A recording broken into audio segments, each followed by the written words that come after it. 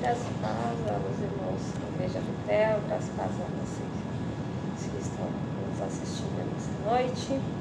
Estamos começando mais uma live da nossa igreja, onde vamos refletir um pouco na palavra de Deus. Espero que vocês estejam todos bem. Está um pouquinho frio hoje, né? Hoje não, semana toda, né? Mas vamos refletir um pouquinho hoje.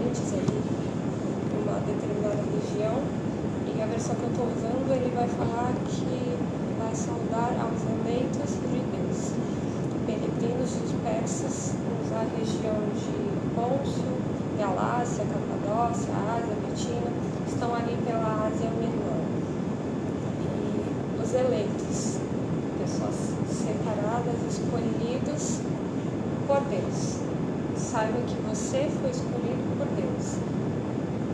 E ele vai continuar o texto no versículo 2, segundo a presciência de Cristo. Cristo já tinha o conhecimento da sua vida e ele já havia lhe escolhido, você já havia sido eleito por Deus. Ele conversa, foi o que já me chamou a atenção nessa carta, porque ele já começou desse jeito. O eleito de Cristo. Em Efésios 1:4, ele vai dizer que, porquanto Deus nos escolheu nele antes da criação do mundo, para sermos santos e irrepreensíveis em sua presença. Então, antes que o mundo tivesse sido formado, Jesus já havia nos escolhido. Pedro 2,9 ele vai falar: porém, vós sois geração santa, sacerdócio real, nação santa, povo de propriedade exclusiva de Deus, cujo propósito é proclamar as grandezas daquele que vos convocou das trevas para a sua maravilhosa luz. Então, fomos eleitos, fomos chamados para um propósito, que é anunciar as grandezas de Deus. E diante da situação que aquele povo se encontrava, Pedro ali ele tem a intenção de estimular a fé e em meio à dificuldade, em meio à perseguição que o povo estava sofrendo e que ainda iriam sofrer. O povo ali na região vivia no Império Romano, sob o comando do imperador Nero, que diante de uma determinada situação possivelmente intensificaria a perseguição aos cristãos, e Pedro já estava preparando o povo para aquilo. E nada melhor que preparar o povo era dizer o porquê foram escolhidos, para que foram chamados e o amor que Cristo tem por cada pessoa. Ele falava ali da esperança de Cristo, nos envolvendo em paixão e amor por Cristo e mostrando que era necessário se abster de paixões da carne para poder viver a vida de Cristo. No versículo 3, ele vai falar que, segundo a misericórdia de Cristo, fomos regenerados e fomos reconstruídos, fomos gerados novamente para uma viva esperança através da ressurreição de Cristo. Precisamos ser regenerados para viver essa nova vida com Cristo. Precisamos ser uma nova pessoa para viver essa vida. No verso 4, ele vai nos dizer que foi feita uma aliança, para uma aliança que jamais se extinguirá. Essa aliança, ou herança também em algumas versões, ela simboliza uma coligação, uma união. E jamais poderá deixar de existir essa aliança que Cristo fez conosco. Ele não voltaria atrás. Ela é incorruptível, ela é inquebrável, ela não pode sofrer alterações. No verso 5, ele vai falar: "E vós, guardados por Deus por meio da fé, até que chegue a salvação que será revelada ao fim dos tempos." Então ele vai falar que o povo está ali protegido por Cristo, por meio da fé, até que chegue o dia que será revelado o fim, o dia que Cristo vai voltar para a sua igreja. No verso 6 ele diz: "Alegre-se nessa verdade." E aqui é uma parte bem interessante, porque Pedro disse que somos eleitos, fomos separados. Antes que nós existíssemos, o Senhor já sabia, já nos conhecia, já nos chamou. E essa notícia de salvação que ele vem trazendo, era diante disso que deveríamos nos alegrar, era nisso que devíamos nos basear, porque ele vem falar mais pra frente que, ainda que num tempo presente, por um breve tempo, O áudio está muito baixo. por um breve tempo, possamos ser afligidos por diversas provações. Estão me ouvindo bem? O Ayrton falou que está meio baixo o áudio e eu não sei onde está meu fone. Tá melhor?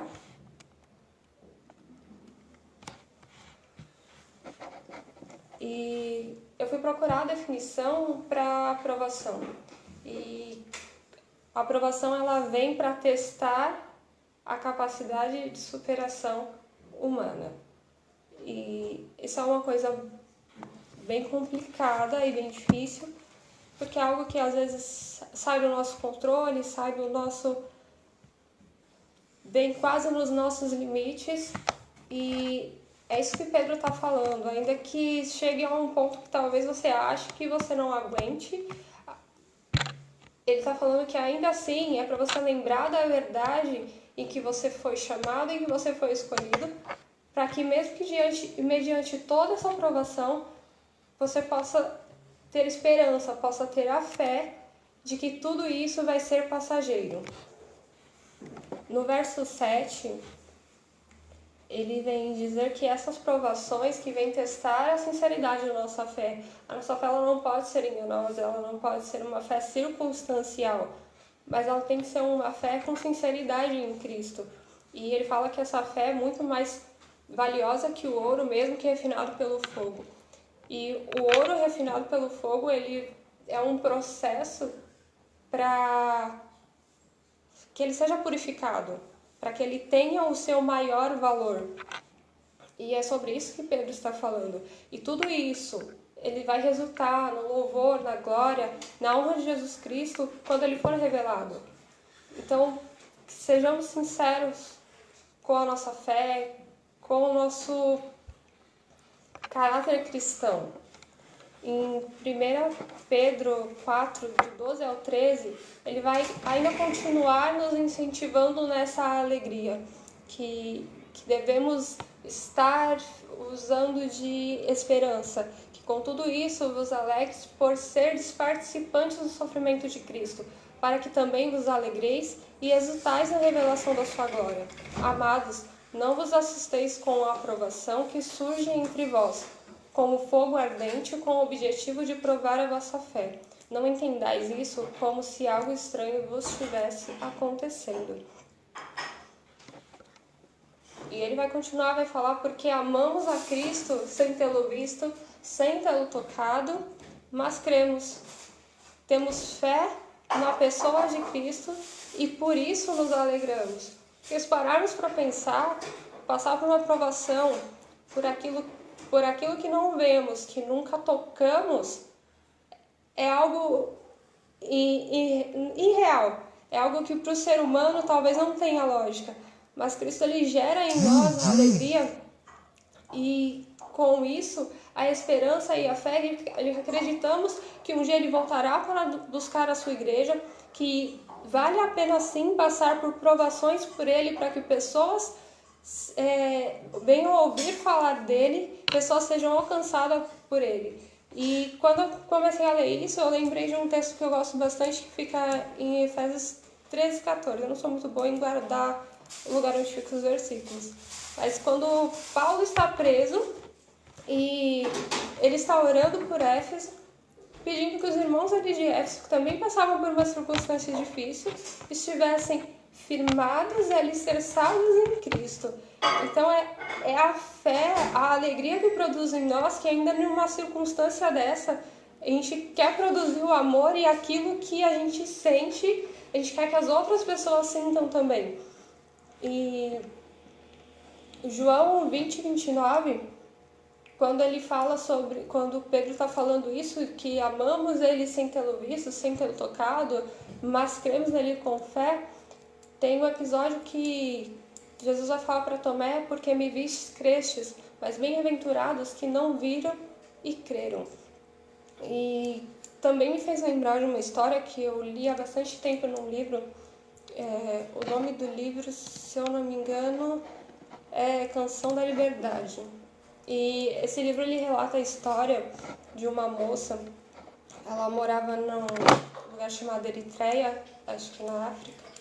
E essa história dela me chocou muito.